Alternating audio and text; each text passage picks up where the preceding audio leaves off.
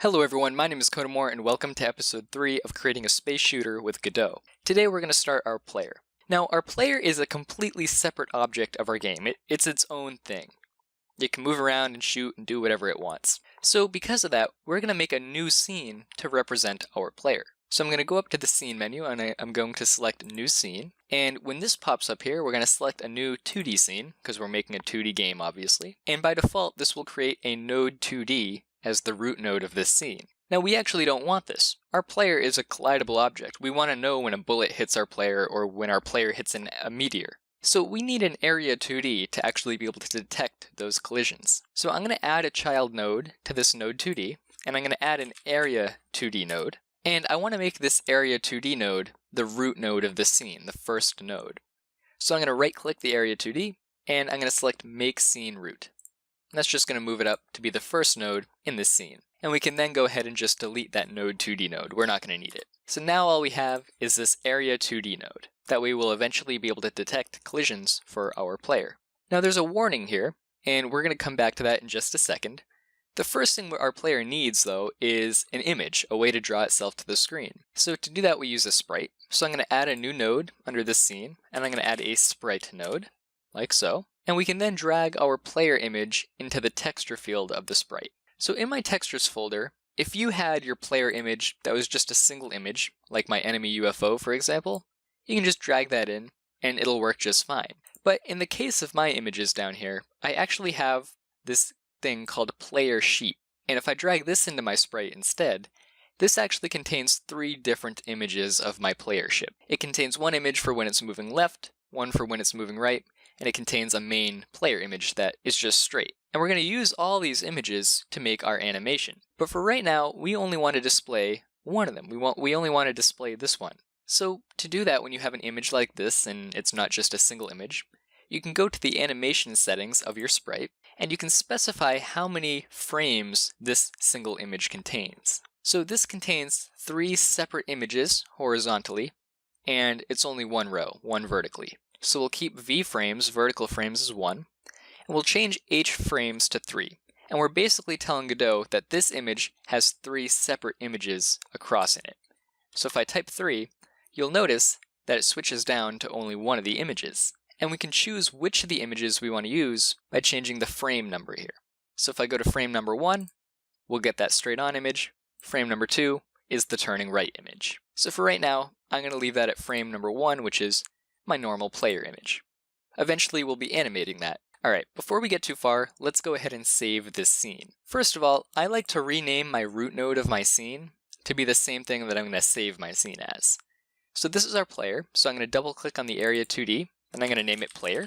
And then I'll go ahead and press Ctrl S to save this scene. And I'm going to create a new folder in my resources folder called player. And this is where I'm going to save everything having to do with my player. So there we go, player.tscene, and we can give that a save. Alright, now let's look at the warning we have.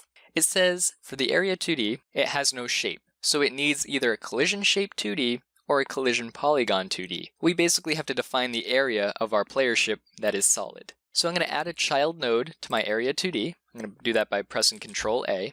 And we are going to add a collision shape 2D node. And you'll notice that this now has an error. And it says this must have a shape defined. So if you click on this collision shape 2D and you go over to the inspector, we can add a certain shape here. So you can choose one that you think will fit your ship best. For right now, I'm just going to use a circle. So I'll go ahead and press circle. And you should see this semi-transparent blue circle appear. If you don't see that, then that means your collision shape 2D node is above your sprite in the scene tree. Godot draws everything from top to bottom in a scene. So it drew that collision shape for us to see, but then it just drew our image right on top of it. So if that's the case, you can just drag the collision shape to the bottom of the tree. Just make sure you don't drop it into the sprite itself. Okay, so we have our collision shape, and we can now resize it to cover the solid area of our ship. So using the select tool, I'll just grab onto the circle and expand it, and I'll make it, I think, this big, and maybe I'll move it down a little bit.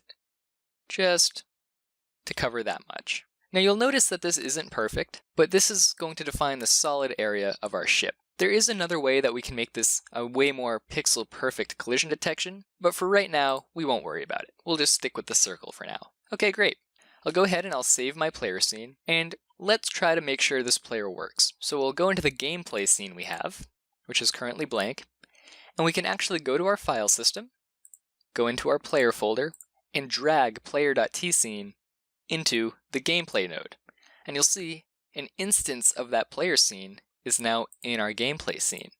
And we can move this guy around, change its position, and we'll go ahead and save.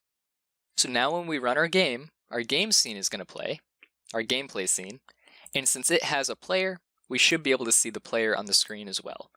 And there it is. Of course, we don't see that blue circle because that's only for us in editing to see the solid shape of our player ship. You'll also see in Godot that you have this little scene icon next to the player. And that means this is another scene in our project. And if we click on that button, it'll actually bring us directly to our player scene so we can make any edits to the player that we want. Now the first thing I noticed is my player is a bit too big for the screen that I want it. I want it to be a little bit smaller. So I'm actually going to go ahead and I'm going to take my sprite inside of my player here and I'm going to scale it. So I'll go to the transform settings and I'm going to make it only 75% of its size. So I'll enter 0.75 for its scale widthwise and 0.75 for its scale heightwise. You'll notice the ship changed to be a little bit smaller. And then I'll click my collision shape and I'll adjust the shape to be a little bit smaller as well. There we go. So now if I save the player scene and we go back to the gameplay scene, you'll notice that the player here, its size has been automatically updated. And that's because it's just referencing the scene. It's just a scene. So all those changes automatically propagate to any instances of your player we have. Now if we go ahead and click the play button, I have a slightly smaller player and I think that'll work perfect. The next step is to get this player moving.